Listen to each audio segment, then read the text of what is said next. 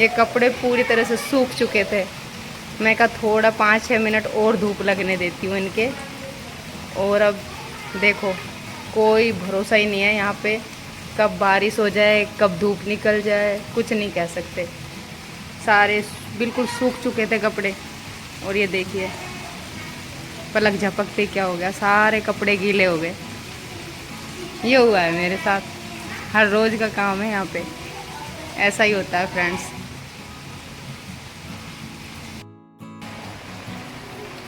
चलो मैं आपको कुछ चीज़ बताती हूँ। अनजान शहर में सबसे ज़्यादा मेरा साथ यहाँ पे किसने निभाया, किसने दिया, और उसने मेरा साथ इतना दिया कि आज वो मेरी जान बन चुकी है। मैं उसके बिना अधूरी हूँ इस अनजान शहर में। और अब उसकी हो गई है तबीयत ख़राब। अब मैं उसको दिखाने के लिए ले जाऊंगी और मैं आपको बताती हूँ। इस अनजान शहर में जिसने मेरा साथ दिया वो कोई और नहीं, मेरी धन्नो मेरी स्कूटी है दोस्तों, जिसने मेरा हर काम आसान कर दिया। बच्चों को लेके आना, छोड़ के आना, सब मैं इससे करती हूँ। अब मैं इसको छोड़ के, आज पहली बार ऐसा हुआ है कि मैं इन जगदलपुर की गलियों में पैदल पैदल अपने रूम तक जा रही हूँ, क्योंकि धन्नो को मैंने छोड़ दिया है सही करवाने के लिए।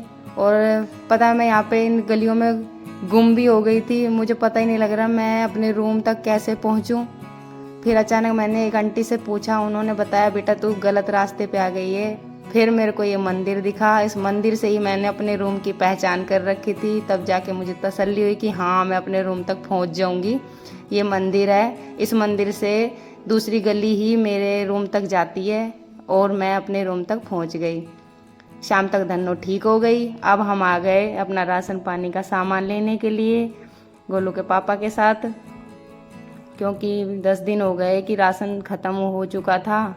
ऐसे ही एडजस्ट करके रहना पड़ रहा था, क्योंकि कभी बारिश आ जाती थी, कभी कुछ हो जाता था। अब मेरी धन्नो ठीक हो गई। अब हम राशन का सामान लेने के लिए रिलायंस मॉल आ गए। यहाँ पे हमने अपना राशन का सामान खरीदा, ये आप देख सकते हैं।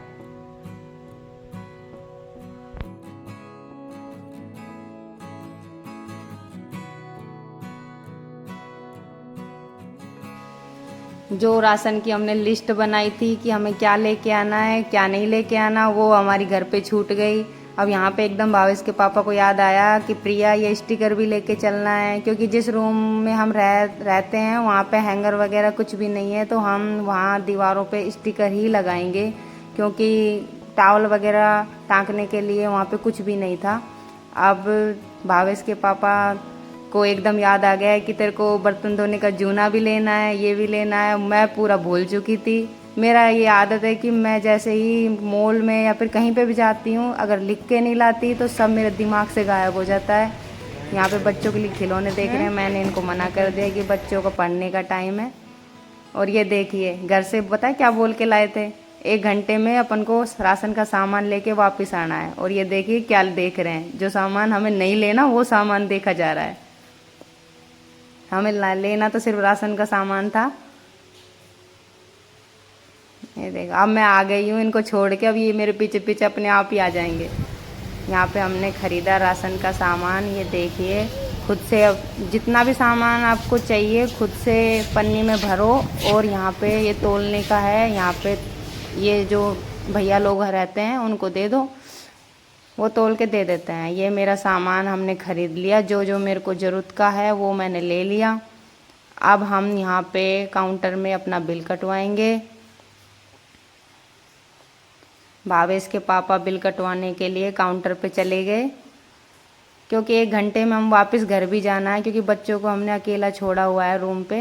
ये मैं घर पे आ गई, सारा सामान मैंने यहाँ पे ला के रख दिया किचन में।